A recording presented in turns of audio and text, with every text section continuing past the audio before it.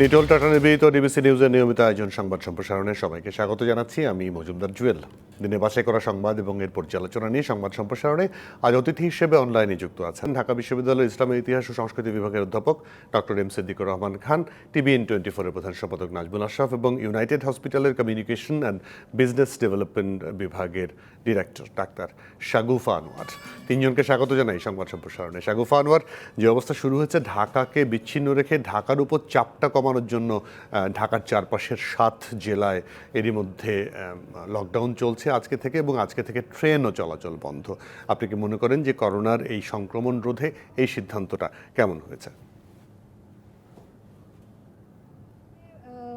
এভাবেই হয়, যখনই কোথাও করোনার প্রাদুর্ভাব দেখা দেয় দেশে বিদেশে, সেই এলাকাটাকে অন্য এলাকা থেকে বিচ্ছিন্ন করে রোগীদের চিকিৎসা দিয়ে সেখানেই ভালো করে যাতে এটা সংক্রমণটা এটা না ছড়ায় সেই ব্যবস্থা করা হয়। এটা একটা প্রচলিত পদ্ধতি এবং এভাবেই দেশে বিদেশে সব জায়গাতেই করোনাকে নিয়ন্ত্রণ করা হয়েছে। কিন্তু দুঃখজনক ব্যাপার যেটা, যেখানে করোনা হচ্ছে, সেটা রাজশাহী হোক, খুলনা হোক, নাটোর হোক, যেখানেই হোক, টাঙ্গাইলে হোক, সেই জায়গাতে আমরা যাদেরকে আক্রান্ত ব্যক্তিদেরকে অথবা সংক্রমিত ব্যক্তিদেরকে আমরা যখন এক জায়গাতে আটকে ফেলছি লকডাউনের মাধ্যমে অন্যান্য জায়গাকে বাঁচানোর জন্য, সেটা ঠিকই আছে। ওই জায়গাতে চিকিৎসা ব্যবস্থাটা কেমন, এই জিনিসগুলো নিয়ে যখন আমরা বিভিন্ন খবর পাই বা আমরা যখন দেখছি যে আসলে সঠিকভাবে সেরকম পর্যাপ্ত চিকিৎসক বা যন্ত্রপাতি বা হাসপাতালের ব্যবস্থা বা রোগীর চাপ সামলাতে সেখানকার স্বাস্থ্য ব্যবস্থাগুলো যখন হিমশিম খাচ্ছে এবং সঠিকভাবে চিকিৎসাটা দিতে পারছে না, তখন এই যে সাপ্লাই এবং ডিমান্ড, এটার যে বৈষম্যের চিত্রটা উঠে আসে, এটা তো আসলে আমাদের জন্য খুবই দুঃখজনক।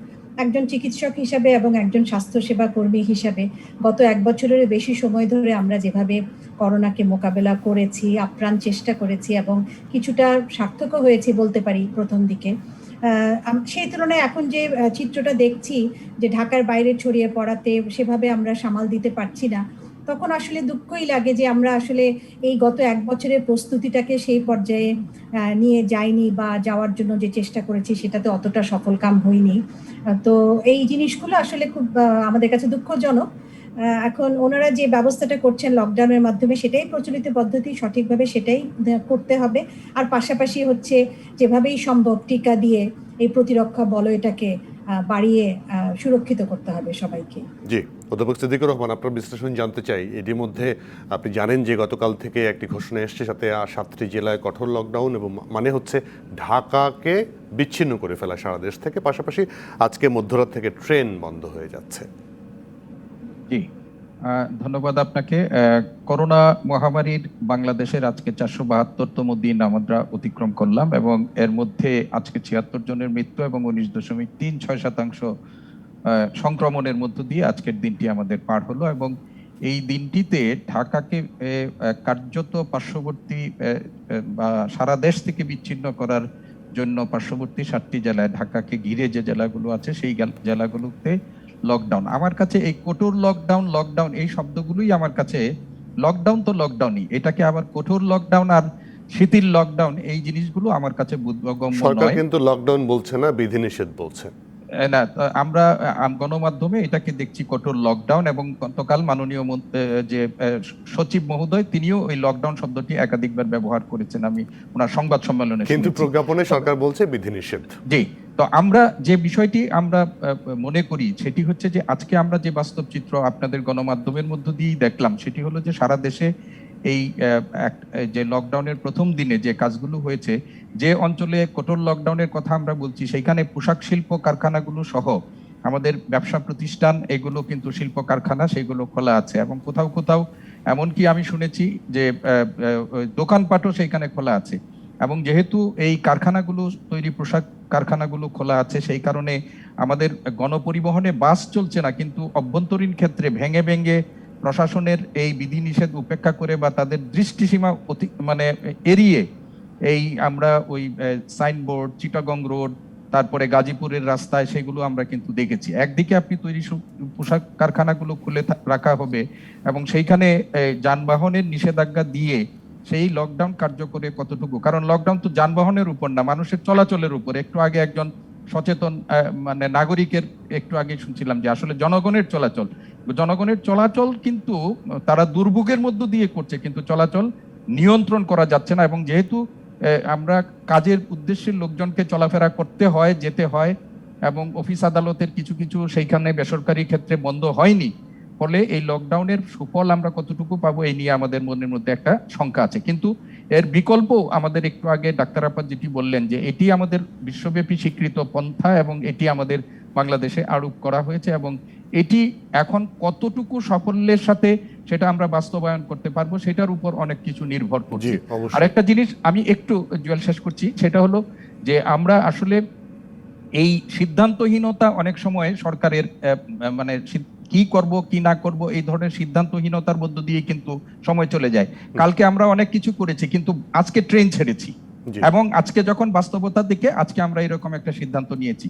তো ফলে আমরা এই 1 বছরের লব্ধ অভিজ্ঞতা থেকে এখনো যদি আমরা সিদ্ধান্তহীনতায় ভোগী এবং সঠিক সিদ্ধান্তটা নিতে ব্যর্থ হই, তাহলে কিন্তু আমাদের সামনে আরো বিপদ আছে, যেটি আপাও বললেন এবং আমরাও সাধারণ মানুষ হিসাবেও যেটি লক্ষ্য করছি সেটা আমরা অবশ্যই। নাজমুল্লাহ সাহেব, যেটি মানে বারবারই উঠে আসছে যে সিদ্ধান্তহীনতা এবং সিদ্ধান্তের এই বারবার পরিবর্তন, পাশাপাশি গাজীপুর থেকে, নারায়ণগঞ্জ থেকে, আশেপাশে জেলাগুলো থেকে প্রচুর মানুষ ঢাকা শহরে অফিস করতে আসে, অফিস আদালত কিন্তু খোলা।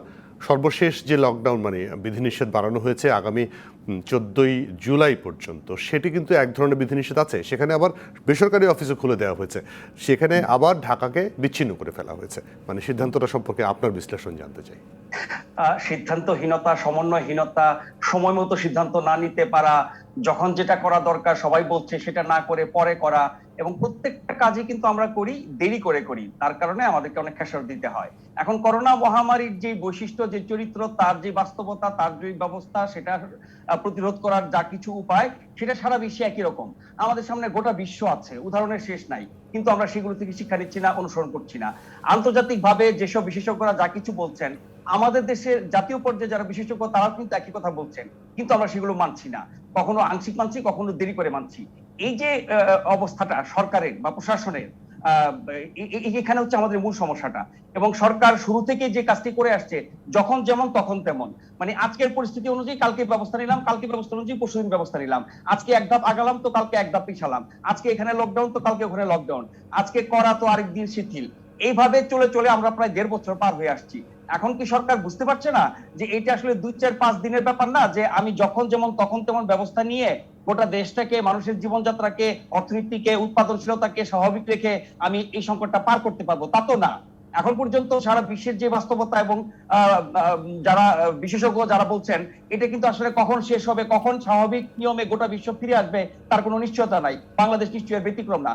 সেই ক্ষেত্রে আমাদের বিশেষজ্ঞরা যেটি বলেন, আমরাও সাধারণ মানুষ হিসেবে বুঝি যে সরকারের আসলে বিভিন্ন ধাপের পরিকল্পনা নেওয়া উচিত। কিছু পরিকল্পনা তাৎক্ষণিকভাবে বাস্তবায়ন করা হবে, কিছু স্বল্প মেয়াদী, কিছু মধ্যমেয়াদী, কিছু দীর্ঘমেয়াদী। সরকারকে মাথায় রাখতে হবে হয়তো আগামী 1 বছর, 2 বছর, 3 বছর চলতে পারে। যদি 1 বছর চলে তাহলে আমার এই ব্যবস্থা, 2 বছর হলে এই ব্যবস্থা। এইভাবে যদি পরিকল্পনা করে, পরিকল্পনা ঘোষণা করে, পরিকল্পনার সাথে সংযুক্ত সবাইকে নিয়ে, জনগণকে সম্পৃক্ত করে, জনগণকে বুঝিয়ে প্রত্যেকটা পরিকল্পনা নিয়ে সরকার মাঠে নামতো, তাহলে এত ছেড়াবার অবস্থা হতো না। এই জায়গাটা হচ্ছে মূল সমস্যা। ফলে পরিকল্পনার সিদ্ধান্তহীনতা ইত্যাদি কথা আমরা শুরু থেকে বলে আসছি, কিন্তু সরকার জিনিসগুলো বোঝে না। জনগণের বা দেশের ক্ষতি হলে সরকারের কোনো লাভ হয়? নিশ্চয়ই হয় না। এখানে আমি যেটুকু বুঝি, বিভিন্ন মহল সরকারকে নানান ভাবে প্রভাবিত করে। সরকারের ভিতরের তো নানান মহল আছে। এখন যদি বলেন যে এটি একটি রাজনৈতিক সরকার, ফলে তাদের কাছে রাজনৈতিক বিবেচনাটাই সবচেয়ে বড় হবে। রাজনৈতিক বিবেচনা মানে হচ্ছে জনগণের স্বার্থ, দেশের স্বার্থ। সেটি হয় না কেন? কারণ সরকারে যারা আছেন, জাতীয় সংসদে যারা আছেন, তারা সবাই তো আসলে রাজনীতিবিদ না। তাদের বেশিরভাগই হচ্ছে ব্যবসায়ী বা অন্য অনেক পেশাজীবী। ফলে ওইসব ব্যক্তিরা কিন্তু তাদের পেশার, তাদের মহলের, তাদের বাস্তবতার বিষয়টাকে গুরুত্ব বেশি দেন। একইভাবে আমাদের যারা প্রশাসনে আছেন, যে কথা আমরা শুরু থেকে বলে আসছি, শুনে আসছি, যে প্রশাসন সব সিদ্ধান্ত নেয়, বিশেষজ্ঞদের কথা কোনো দাম নাই। বিশেষজ্ঞদের 10টা কথার মধ্যে হয়তো একটা তারা নেন, সব সিদ্ধান্ত আপনারা নিচ্ছেন, সরকারও তাদের হাতে জিম্মি হয়ে আছেন। এটার কারণ হচ্ছে যে প্রশাসন দেশ চালায়, প্রশাসনের হাতে ক্ষমতা আছে, কর্তৃত্ব আছে, প্রশাসনের কাছে সরকারও মনে হয় কোনো না কোনো ভাবে একটু ধরা আছে। সবকিছু মিলিয়ে প্রশাসন তার বাস্তবতায় চিন্তা করে। যারা প্রশাসনে আছেন, সরকারি চাকরি করেন, তারা তো বিন্দুমাত্র ক্ষতিগ্রস্ত হন নাই। তাদের একদিনের বেতন কাটা হয় নাই, তাদের 1 মাসের বেতন কমতি হয় নাই, কোনো সুযোগ সুবিধার ঘাটতি হয় নাই। ফলে তারা তাদের বাস্তবতায় থেকে যেভাবে ভাবেন, সারা দেশের মানুষের বাস্তবতায় সেটা নাও মিলতে পারে এবং মিলছে না। এই জায়গাটা আমি বলবো সরকারের আর একটু কঠোর হওয়া উচিত। যে ব্যবস্থাগুলো যখন তারা দেরি করে নিচ্ছেন সেটি যদি সময় মতো নেন, যে বিশেষজ্ঞরা আমাদের আছেন তাদের উপর ভরসা নাই না থাকুক, আন্তর্জাতিকভাবে যারা বিশেষজ্ঞ ইউরোপ আমেরিকার দেশগুলো যা করছে, তাদের বিজ্ঞানীরা যা বলছে সেগুলো আমরা মেনে চলে, অসুবিধাটা কি? এখানে শেষ করবো একটা কথা বলে, অনেকে মনে করেন, ভাবেন, বিশ্বাস করেন এবং বিশ্বাস করার কারণও আছে যে ভাই ইউরোপ আমেরিকার মতো বাস্তবতা আমাদের না, আমাদের তো এত কিছু হয় নাই, আমাদের আর্থ সামাজিক রাজনৈতিক ভৌগোলিক ধার্মিক অনেক বাস্তবতা ভিন্ন, সেই কারণে এত কিছু হওয়ার পরও তো আমাদের বেশি লোক মারা যায় না, বেশি লোক আক্রান্ত হয় নাই। এটি একটি সান্ত্বনার জায়গা, কিন্তু করোনা কিন্তু সব ক্ষেত্রে সবাইকে মাফ করে না। যত বাস্তবতাই আমরা ভিন্ন হোক না কেন, এক পর্যায়ে করোনা কিন্তু আমাদেরকে সর্বনাশ করবেই এবং সেটা করছে। অবশ্যই। শাগুফ আনোয়ার, একটি কথা আজকে পররাষ্ট্রমন্ত্রী যুক্তরাষ্ট্র সফর করে এসে উষ্মা প্রকাশ করে বলেছেন যে বাস্তবতা করোনার টিকা নিয়ে কোনো ভালো খবর তার কাছে নেই, বড় দেশগুলো বলছে কিন্তু দিচ্ছে না। তাহলে আমরা কোন পথে যাচ্ছি? এবং করোনার টিকা যদি না আসে তাহলে করোনা নিয়ন্ত্রণ করা, সংক্রমণ নিয়ন্ত্রণ করা খুব কঠিন হয়ে দাঁড়াচ্ছে। এখানে আসলে আমাদের কয়েকটা জিনিস করতে হবে, এন্ড ভেরি আনফরচুনেট আমরা আসলে এখনো এই জিনিসগুলো গত 1-1.5 বছর পার হয়ে যাওয়ার পরেও আমরা কেন যে গুছিয়ে করলাম না জানি না। আমাদের প্রথম থেকেই আমরা দেখেছি যে আমাদের ফোকাসটা ছিল হচ্ছে বেশি বেশি হসপিটাল করতে হবে, অনেক অনেক আইসিইউ বেড করতে হবে, অনেক ভেন্টিলেটর আনতে হবে, অনেক হাই ফ্লো নাজাল ক্যানুলা আনতে হবে, অক্সিজেনের সাপ্লাই বাড়াতে হবে। সবাই এদিকেই নজরটা দিচ্ছিল, সেটা ঠিক আছে। এবং সেই জন্য আমরা দেখেছি যে এবারের বাজেটেও সরকারের অনুদানে বলা আছে যে ইনফ্রাস্ট্রাকচার কি করবেন ওনারা, এবং জেলায় জেলায় হসপিটাল করবেন, আইসিইউ করবেন। অনেক কথা বলা হয়েছে, অতটা উদ্যোগ এখনো হয়নি, বাট অনেক আলাপ আলোচনা হচ্ছে, হয়তো সামনে আরো হবে। কিন্তু যেখানে এই জিনিসটা যেটা সবচেয়ে ইম্পর্টেন্ট, একটা করোনা রোগী আইসিইউ পর্যন্ত যাওয়ার আগেই কিন্তু আমি তাকে ঠেকানোর কাজগুলো আমরা করছি না কেন, বা করলেও অতটা জোরদার করছি না। এখানে 1 নম্বর যে কাজটা করতে হবে, যেহেতু করোনা আমাদেরকে ছেড়ে যাচ্ছে না, এটা আমাদের দেশে থাকবে, এবং বিদেশের সাথে আমাদের সবচেয়ে বড় পার্থক্য হচ্ছে আমরা একটা ঘন বসতিপূর্ণ দেশ, কাজে আমাদের একজনের কাছ থেকে আরেকজনের হাঁচি কাশি বা কাছাকাছি থাকার জন্য ছড়ানোর রিস্ক বেশি। এবং প্রথমে যে একটা কথা ছিল এটা বড় লোকের রোগ, এটা গরিবের হবে না, এটা রিক্সাওয়ালার হবে না, বস্তিদের লোকের হবে না, সেই জিনিসটা এখন ভেঙে গেছে। এখন সব একটা ফল বিক্রেতা থেকে শুরু করে একটা রিক্সাওয়ালা থেকে শুরু করে সবারই এটা হচ্ছে, এবং মানুষ সমানে আক্রান্ত হচ্ছে এবারে যেটা দেখা যাচ্ছে এখন। কাজে ওই ভুলটাও ভেঙে গেছে। করোনার সাথে যেহেতু আমাদের বসবাস, আমাদের এখন যে কাজটা করতে হবে আমি মনে করি দক্ষ জনশক্তি তৈরি করতে হবে, একদম পাড়ায় পাড়ায় গ্রামে গ্রামে, যে সে প্রথমেই যেন তাকে ডাক্তার হতে হবে বা চিকিৎসক বা নার্স হতে হবে এমন কোনো কথা নেই, সে টেকনোলজিস্ট হতে পারে, সে একটা ভলান্টিয়ার হতে পারে, এবং সেরকম ধাপে ধাপে আমরা কিন্তু বেসিক ট্রিটমেন্টটা কে দিতে পারবে, একদম কমিউনিটি লেভেলে কমিউনিটি হেলথ ওয়ার্কারদের কিভাবে আমরা ট্রেনিং করব, শহরে কি গ্রামে কি, এই জিনিসটা আমাদের একদম একটা দক্ষ প্রশিক্ষিত বিশাল জনগোষ্ঠী তৈরি করতে হবে। এবং আমি শিওর বিভিন্ন জায়গায় লোকজন এটা এগিয়ে আসবে এটা করতে, এবং ইয়াং লোকজনকে এখানে ইনভলভ করতে হবে যাদের অন্যান্য রোগ শোক নাই, যে নিজে ভয় পাবে না যে করোনা যদি তার হয়ও তাইলেও সে নিজে সেরে উঠতে পারবে। এবং যুবকদেরকে এখানে ইনভলভ করতে হবে। 1 নম্বর দক্ষ জনশক্তি মানেই কিন্তু চিকিৎসক নার্স না, সেগুলো তো আছেই, তার বাইরেও আমি বলছি সাধারণ মানুষের মধ্যে ভলান্টিয়ার তৈরি করতে হবে, তাদেরকে ধাপে ধাপে এই ট্রেনিংটা দিতে হবে। 1 নম্বর। 2 নম্বর কথা হচ্ছে আমাদের কিন্তু সরকারের খরচে, কম খরচে র্যাপিড অ্যান্টিজেন টেস্টের মাধ্যমে করোনাকে দ্রুত শনাক্ত করার বিভিন্ন ব্যবস্থা বাংলাদেশের বিভিন্ন পয়েন্টে নিতে হবে। মনে করেন নারায়ণগঞ্জ থেকে ঢাকাতে কেউ ঢুকবে, গাজীপুর থেকে কেউ ঢুকবে, মুন্সিগঞ্জ থেকে কেউ ঢুকবে, বা রাজবাড়ী থেকে কেউ কুষ্টিয়াতে যাবে, বিভিন্ন এক শহর থেকে আরেক শহরের জায়গায় কিছু অ্যান্টিজেন বুথ আমাদের করতে হবে, যেগুলো র্যাপিড অ্যান্টিজেন বুথ, যেগুলো কয়েক মিনিটের মধ্যে, মনে করেন 15 থেকে 20 মিনিটের মধ্যে আমাদের করোনা টেস্টের শনাক্ত আমরা করতে পারবো, যেটা আমাদের আরটিপিসিআর করতে আমাদের সময় লাগে 12 ঘন্টা বা বেশি। এরকম র্যাপিড যদি আমি বুথ করতে পারি, এবং সরকার যদি সেটাকে বিনা খরচে বা কম খরচেও যদি করে, এবং এলাকার যে মিউনিসিপ্যালিটি যে কস্ট থাকে সেখান থেকে সেই বাজেটে যদি এটা ঢুকিয়ে দেয়, তাহলে আমরা এক শহর থেকে আরেক শহরে যাওয়ার সময় আমি জানতে পারবো, আমি জেনে নিলাম যে আমি ঢাকায় ঢুকছি ঠিকই কিন্তু আমি করোনা পজিটিভ, এবং তখন আমাকে কিন্তু তারা নিশ্চিত করতে পারে তুমি এই জায়গা থেকে ওই জায়গায় যাবে না, ওই জায়গা থেকে ওই জায়গায় যাবে না। এটাও একটু করতে আমাদের চিন্তা ভাবনায় আনা উচিত। এবং সব শেষ কথা যেটা সবাই আমরা বলছি, কেউ মানছি কেউ মানছি না, সেটা হচ্ছে মাস্ক পরাটা এবং স্বাস্থ্যবিধি মেনে চলা। হ্যাঁ, স্বাস্থ্যবিধি মেনে চলে বারবার বলা হচ্ছে, মানুষের মধ্যে সেই সচেতনতাটুকু এখনো পর্যন্ত আসলে ব্যাপক হারে আসেনি। মাস্ক থুতনিতে রেখে কানের মধ্যে ঝুলিয়ে, রাস্তার মধ্যে মাস্ক আছে, পকেটে আছে, থুতনিতে আছে, কানের মধ্যে আছে, কিন্তু মুখে বা নাকে নেই, সেই জায়গাটা নিশ্চিত করতে হবে। টিকার ব্যাপারটা যেহেতু আপনি বলেছিলেন, টিকার ব্যাপারটাতে বড় লোক দেশরা আমাদের দেবে না, এটাই হয়ে এসেছে যুগ যুগ ধরে, এখনো এটা হচ্ছে, সামনেও হবে। যতদিন পর্যন্ত আমরা নিজেরা আমাদের টিকা তৈরি করতে না পারছি, যত দ্রুত আমরা করতে না পারছি, জি। আমাদের এখান থেকে মুক্তি নেই। আমাদের সেটাই করতে হবে এবং অবশ্যই। সবাই এই টিকা তৈরির প্রতিষ্ঠানগুলোকে আমাদের সহায়তা দিতে হবে। অবশ্যই। ডাক্তার শাগুফা আনোয়ার, আপনাকে অনেক ধন্যবাদ, আপনি আমাদেরকে সময় দিয়েছেন আজকে। ডক্টর সিদ্দিক এবং নাজবুল আশরাফ দুজনে থাকবেন, আমরা বিরতির পরে ফিরে এসে আপনাদের সঙ্গে আবারও যুক্ত হব। দর্শক, নিটোল টাটা নিবেদিত সংবাদ সম্প্রসারণে একটা বিরতির সময় হচ্ছে, সঙ্গে থাকুন। বিরতির পর আবারও স্বাগত। নিটোল টাটা নিবেদিত সংবাদ সম্প্রসারণের সাথে আছেন অধ্যাপক ডক্টর এম সিদ্দিকুর রহমান খান এবং নাজবুল আশরাফ, দুজনকে আবারও স্বাগত। সিদ্দিকুর রহমান খান, আমি আপনাকে দিয়ে এবার শুরু করতে চাই। বৃষ্টি হলো, কদিন ধরে বৃষ্টি হচ্ছে, এখন বর্ষাকাল, বৃষ্টি হবেই স্বাভাবিক, কিন্তু ঢাকা শহরে একটু বৃষ্টি হলে, আজকে মাত্র 18 মিলিমিটার বৃষ্টি হচ্ছে, তাতেই ঢাকার অনেক এলাকা জলাবদ্ধতা তৈরি হয়েছে। পানি যদিও বেশিক্ষণ থাকে না, তারপরে জলাবদ্ধতা, এবং সেই জলাবদ্ধতার কারণে যানজট। মেয়ররা দুজনেই বলেছিলেন যখন খালগুলো হস্তান্তর হলো তাদের হাতে, যে এখন এবার আর জলাবদ্ধতা হবে না, তারপরে হচ্ছে। হ্যাঁ, একটু আগে আমি দেখলাম যে আমাদের ঢাকা উত্তরের মেয়র আজকে সরেজমিনে কিছু এলাকা তিনি পরিদর্শন করেছেন এবং তিনি একটা আত্মসন্তুষ্টিমূলক বক্তব্য দিয়েছেন যে বৃষ্টি হলেও, প্রচুর বৃষ্টি হলেও ঢাকার নগরবাসী মানে জটে দুর্ভোগ পোহাতে হয়নি। আমার কাছে এই কথাটি শুনে যারা এই ঢাকা শহরে আজকে জটের মধ্যে পড়ে, আপনি বলেছেন যানজট সহ নানা রকমের দুর্ভোগের মধ্যে পড়েছে, তাদের কাছে এই কথাটা একটু উপহাসমূলকই মনে হবে। আপনি ঠিকই বলেছেন যে ঢাকা শহরে 47টি না 51টা খালের কথা, আমরা প্রাকৃতিক খালের কথা জেনেছিলাম, যে অপরিকল্পিত নগরায়ন এবং প্রভাবশালীদের দখলে এগুলো চলে গিয়েছিল। এগুলো উদ্ধার করে সিটি কর্পোরেশনের হাতে ন্যস্ত, এবং তারা আমাদেরকে প্রতিশ্রুতি দিয়েছিলেন যে এইবার হবে। তো আমরা আজকে আসলে 2015 সালেও কিন্তু একটা ড্রেনেজ ম্যানেজমেন্ট মাস্টার প্ল্যানও ঢাকা শহরে হয়েছিল, কিন্তু আজ পর্যন্ত এটা সুফল কিন্তু নগরবাসী পায়নি। আমরা জানি যে এই ঢাকা শহরে অনেক প্রভাবশালীরাই আমাদের এই প্রাকৃতিক খালগুলো দখল করেছিল, আমাদের ডোবাগুলো দখল করেছিল, এমনকি অপরিকল্পিত নগরায়নের ফলে যে ড্রেনেজ ব্যবস্থাপনা সেইগুলোও কিন্তু তারা নষ্ট করে ফেলেছে। ফলে এই একটু অল্পতেই ঢাকা শহরের মানুষ এই যানজটে নাকাল হতে হয়, এবং এটি আমাদের যেন নিয়তিতেই রূপান্তরিত হয়েছে।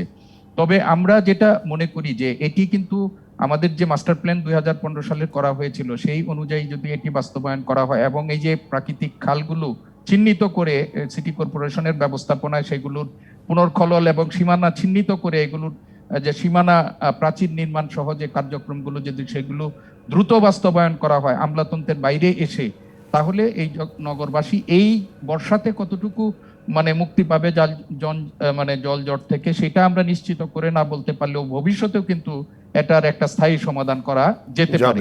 তবে সবকিছুর জন্য দরকার হলো যে সংশ্লিষ্ট কর্তৃপক্ষের একটা সদিচ্ছা, এবং একই সাথে সরকারি ব্যবস্থাপনার সাথে সাথে নাগরিকদেরও কিন্তু আমাদের সচেতন হওয়া দরকার। আমরা আমাদের এই বর্জ্য ব্যবস্থাপনার ক্ষেত্রে আমাদের সরকারি যে উদ্যোগ বা ব্যবস্থাপনা সেখানে ত্রুটি বিচ্যুতি আছে, কিন্তু আমরা নাগরিক সমাজ যদি একটু সচেতন হয়ে আমরাও যদি মনে করি যে আমার এই নগরীটাকে বাসযোগ্য রাখার জন্য আমরা আমাদের এই বর্জ্যগুলো যথাযথ জায়গায় ফেলে ড্রেনগুলোকে বন্ধ করব না, এবং পানির প্রবাহ নষ্ট হয় এরকম খালে এরকম জিনিস কিছু আমরা ফেলবো না, তাহলেও কিন্তু নগরবাসী এই যে অনেক বিপদ থেকে মানে মুক্ত রাখতে পারে নিজেদেরকে। তবে আমরা মোট কথা হলো আমরা চাই যে যে সমস্ত সংশ্লিষ্ট কর্তৃপক্ষ আছে তাদের মধ্যে একটা সমন্বয়, সিটি কর্পোরেশন এবং অন্যান্য তাদের সমন্বিত পরিকল্পনার মাধ্যমে এটার একটা স্থায়ী সমাধান হোক। নাজমুল আশরাফ, যেটি অধ্যাপক সিদ্দিকুর রহমান বললেন যে এটিও ঠিক, যে মানুষের শুধুমাত্র সিটি কর্পোরেশন সরকার মানে খাল পরিষ্কার করলেই তো হবে না, এই মানুষকে সচেতন হতে হবে। পাশাপাশি পলিথিন তো নিষিদ্ধ, কোথাও কি এরকম হয় যে পলিথিন নেই, পাওয়া যায় না, ব্যবহৃত হয় না? নিশ্চয়ই, আমি বিষয়টাকে একটু বলতে চাই। সিদ্দিক ভাই যেটা বললেন যে উত্তর সিটি কর্পোরেশনের মেয়রের বক্তব্য উপহাস, একটু একটু ভিন্নমত পোষণ করে এটা বলি যে ঢাকা শহরে জলাবদ্ধতার যত রকমের কারণ আছে সেগুলো আমরা জানি।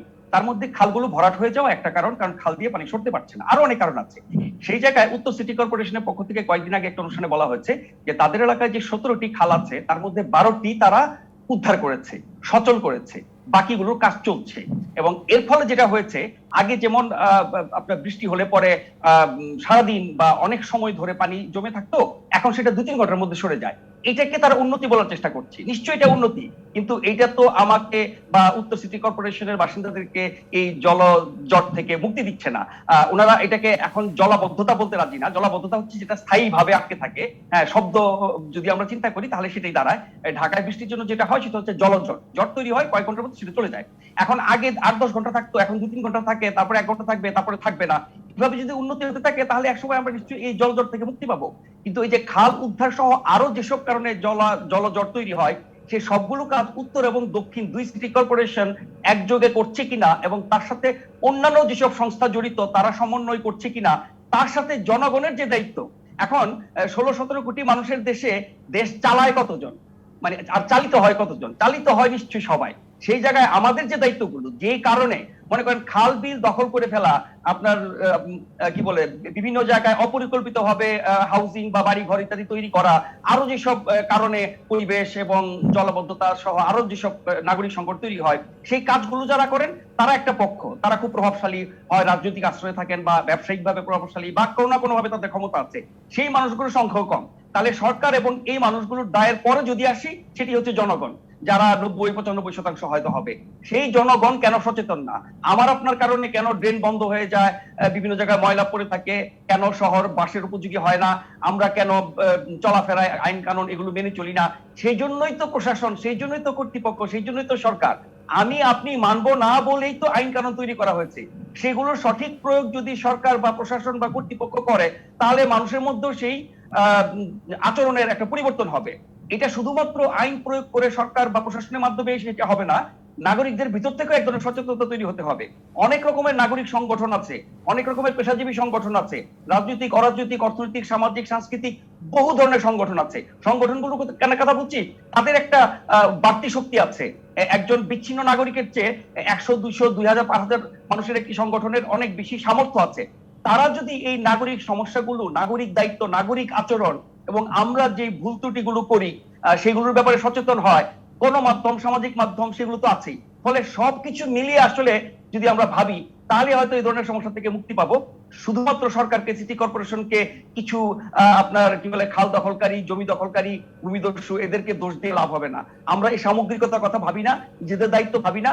যখন এগুলো নিয়ে সমালোচনা করি, বিশেষ করে যারা সরকারের বাইরে থাকেন, রাজনৈতিক, অরাজনৈতিক, পেশাজীবী বিভিন্ন সংগঠন বা সুশীল সমাজ আমরা যারা বলি, তারা বেশিরভাগ ক্ষেত্রেই না আমাদের ফোকাসটা, নজরটা, দোষটা ঠিক এক জায়গায় থাকে। হয় সিটি কর্পোরেশন, না হয় মন্ত্রণালয়, না হয় সরকার, না হয় কোনো ব্যক্তি বিশেষ, না হয় অপরাধী গোষ্ঠী। ফলে হবে কি, এই যে বিশাল জনগোষ্ঠীর দিক থেকে যে দায়িত্ব পালনের বিষয়টুকু, এটি আড়াল হয়ে যায়। আমার মনে হয় এখানেও আমাদের কিছুটা নজর দেওয়া উচিত। নজর দেওয়া উচিত, জি অবশ্যই। দুজনই থাকবেন, আবার একটা বিরতি নিয়ে ফিরছি আপনাদের কাছে একই আলোচনায়। দর্শক থাকবেন নিটল টাটা নিবেদিত সংবাদ সম্প্রসারণে আরও একটা বিরতির পর আবারও স্বাগত নিটল টাটা নিবেদিত সংবাদ সম্প্রসারণে। সাথে আছেন অধ্যাপক ডক্টর এম সিদ্দিকুর রহমান খান এবং নাজমুল আশরাফ।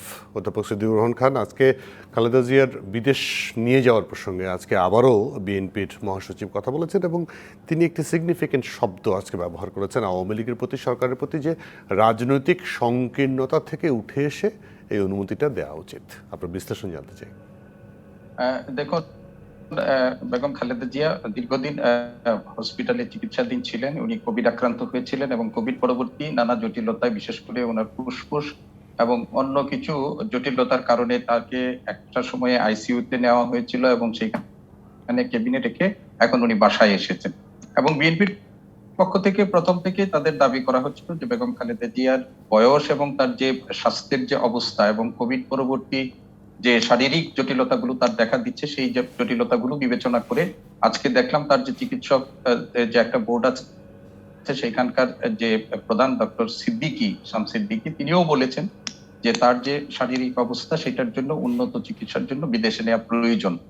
এবং সেই বাস্তবতায় আজকে বিএনপির বোধহয় একটা স্থায়ী কমিটির সভাও হয়েছে এবং সেই সভা থেকে সরকারের প্রতি একটা অনুরোধ করা হয়েছে যে এটি তার স্বাস্থ্যর কথা বিবেচনা করে উন্নত চিকিৎসার জন্য রাজনৈতিক সংকীর্ণতা ঊর্ধ্বে উঠে সেটা, এবং এটা তারা বারবারই বলেছেন।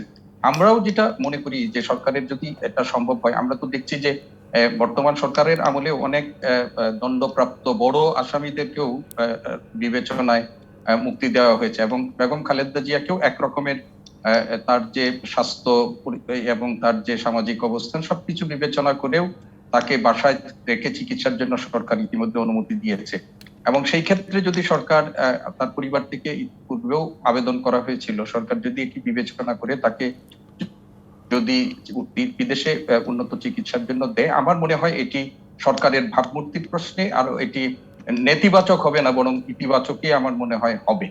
এবং বিএনপি বারবার এটি করছে, এবং আল্লাহ না করুক যদি ওনার কোনো ধরনের কোনো কিছু মানে শারীরিক অবস্থার অবনতি হয় বা কিছু হয়ে যায়, তো সেটা সরকারের জন্য একটা মানে দায়ী হিসাবেই থাকবে। তো আমি মনে করি তার সার্বিক দিক বিবেচনা করে সরকার যদি এটি ইতিবাচক দৃষ্টি, মানবিক দৃষ্টিতে দেখেন, একজন তিনি প্রধানমন্ত্রী ছিলেন, একটা বড় রাজনৈতিক দলের তিনি সভাপতি, এবং তাকে যে মামলায় তিনি সাজাপ্রাপ্ত হয়ে শাস্তি ভোগ করছেন, এর চেয়ে বড় দণ্ডপ্রাপ্তদেরও তো সরকার মানে দণ্ড মওকুফ করেন, তাদেরকে বিদেশে যাওয়ার অনুমতি দেওয়া হয়।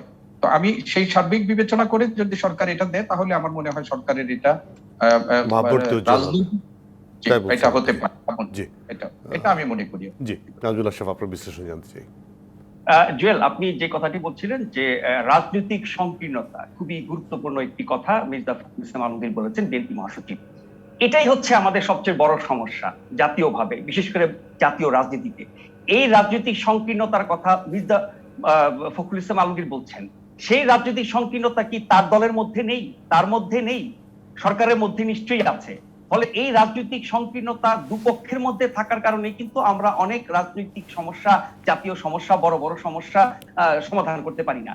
এখন খালেদা জিয়ার চিকিৎসার ব্যাপারে যদি বলি, কিছুদিন আগে তার যে অবস্থা ছিল, তিনি হাসপাতালে ভর্তি হয়েছেন, তখনও কিন্তু এই বিদেশে তাকে পাঠানো উন্নত চিকিৎসার জন্য এই কথাগুলো এসেছিল। তখন আমরা কিন্তু আইনমন্ত্রী সহ একাধিক মন্ত্রী, আইনমন্ত্রী, স্বরাষ্ট্রমন্ত্রী, এরকম গুরুত্বপূর্ণ মন্ত্রীদের মুখে যা শুনেছিলাম, তাতে কিন্তু সবাই বুঝেছিল যে সরকারের দিক থেকে কোনো আপত্তি থাকবে না, সরকার অনুমতিটা দেবে, তারা বাইরে নিয়ে যাবে। তখন দেখা গেল কি তার পাসপোর্ট রিনিউড না, কোন দেশে যাবেন ঠিক করা হয় নাই, কোন দেশে যাওয়া সম্ভব, কোন দেশে যেতে দেবে, কোন দেশের চিকিৎসার কি অবস্থা, এখনকার মহামারী পরিস্থিতিতে অন্য অনেক ব্যাপার আছে। কিন্তু তখন বিএনপির কথা শুনে মনে হচ্ছিল যে সরকার এই মুহূর্তে অনুমতিটা দিলেই যেন 1 ঘন্টা পরে তিনি চলে যেতে পারবেন, এবং সবচেয়ে ভালো সুবিধাটা তিনি পাবেন। কোন দেশে কখন কোথায় কিভাবে কোনো কিছুই কথা ঠিক করা ছিল না। এবং তখন কিন্তু বিএনপি চেয়ারপারসন একজন সাবেক প্রধানমন্ত্রী, বিএনপির মতো একটি বড় দলের নেত্রী, ফলে তার অসুস্থতা, তার জীবন নিয়ে দলমত নির্বিশেষে সাধারণ মানুষের মধ্যে এক ধরনের সহানুভূতি কাজ করে। ফলে তাকে কেন উন্নত চিকিৎসার জন্য সরকার বাইরে যেতে দেবে না, এই যে অনুভূতিটা, এর জন্য কিন্তু সরকারকে অনেক রকমের নিন্দাবাদের মুখে পড়তে হয়েছে। কিন্তু ওই বাস্তবতাগুলো আমরা ভাবি নাই। কেন সরকার মোটামুটি অনুমতি দেওয়ার মতো একটা প্রকাশ্য অবস্থানে যাওয়ার পরে ফিরে আসছে? তখন আমরা যা আবার সরকারের দিক থেকে শুনলাম যে খালেদা জিয়াকে চিকিৎসার নামে বাইরে পাঠানোর পেছনে আবার বিএনপির কি রাজনৈতিক উদ্দেশ্য আছে, সেগুলো জেনে বুঝে তা সরে গেছে। ফলে রাজনৈতিক সংকীর্ণতা কিন্তু দুপক্ষেই আছে। এখন খালেদা জিয়া একজন অতি গুরুত্বপূর্ণ ব্যক্তি, সাবেক প্রধানমন্ত্রী, বিএনপির মতো এত বড় একটি দল, তিনি এত বছর যাবত নেতৃত্ব দিচ্ছেন, তার জীবন, তার চিকিৎসা নিয়ে এই বিএনপি বা আওয়ামী লীগ, সরকার বা বিরোধী দল, এই বা সেই পক্ষের কোন রকমের রাজনৈতিক সংকীর্ণতা থাকা উচিত না। এখানে যদি খোলা মন নিয়ে দুপক্ষ গিয়ে আসে, আমার ধারণা যে এই সমস্যার সমাধান কোনো মানে কঠিন ব্যাপার হবে না। আর ওইটাও আগে ঠিক করতে হবে যে উনি কোন দেশে যাবেন, কোন দেশে যাওয়ার সুযোগ আছে, অনুমতি আছে, সেগুলো সব ঠিকঠাক করে সরকারকে বলা বোঝানো। আর বিদেশেই যে নিতে হবে, উনি যে গত 1 মাস আপনার দেশে হাসপাতালে চিকিৎসাধীন ছিলেন, 1 মাস আগের যে কথাগুলো আমরা বিএনপির মুখে শুনেছি, তখন তো মনে হচ্ছিল যে তিনি এমন সংকটময় মুহূর্ত, একদিন পার হলে বুঝি দুর্ঘটনা ঘটে যাবে। তার আগে তিনি যখন জেলখানায় ছিলেন বা বঙ্গবন্ধু শেখ মুজিব মেডিকেল হাসপাতালে ছিলেন, তখনও বিএনপির বক্তব্যগুলো এত বেশি অতিরঞ্জিত ছিল, মানুষের আবেগ অনুভূতিকে শুধু উস্কে দেওয়ার জন্য। তখন মনে হচ্ছিল যে তিনি বুঝি মারাই গেছেন। এই যে মানুষের মৃত্যু, এই যে মানুষের জীবন, এই যে মানুষের চিকিৎসা, এগুলো নিয়ে রাজনীতি করা, রাজনৈতিক সংকীর্ণতা থাকা উচিত না কোনো পক্ষেরই। আমরা যদি মানুষ হিসেবে মানবতা বোধ থেকে একজন গুরুত্বপূর্ণ ব্যক্তি, সাবেক প্রধানমন্ত্রী, একজন শীর্ষ পর্যায়ের রাজনীতিবিদ, তার জীবনের সংকটময় মুহূর্ত, তার চিকিৎসা, তার জীবন, তার বেঁচে থাকা, ওই মানবতা বোধগুলো নিজের মধ্যে পোষণ করি, তাহলে আমরা এইসব রাজনৈতিক বিবেচনা নিশ্চয়ই কখনো সামনে আনবো না।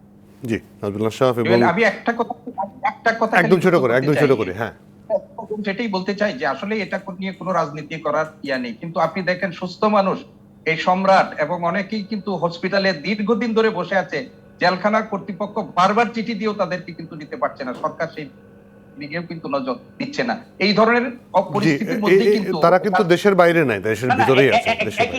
একই উদাহরণ কিন্তু খালেদা জিয়ার ক্ষেত্রে প্রযোজ্য। তিনিও কিন্তু জি বঙ্গবন্ধু মেডিকেল জি, হাসপাতালে নাজমুল আশরাফ এবং সিদ্দিকুর রহমান দুজনকে অনেক ধন্যবাদ। আর সময় দিতে পারছি না, অনেক ধন্যবাদ যুক্ত হওয়ার জন্য। এই ছিল আজকে নিউট্রাল টানের সংবাদ সম্প্রসারণে। ডিবিসির সঙ্গে থাকবেন।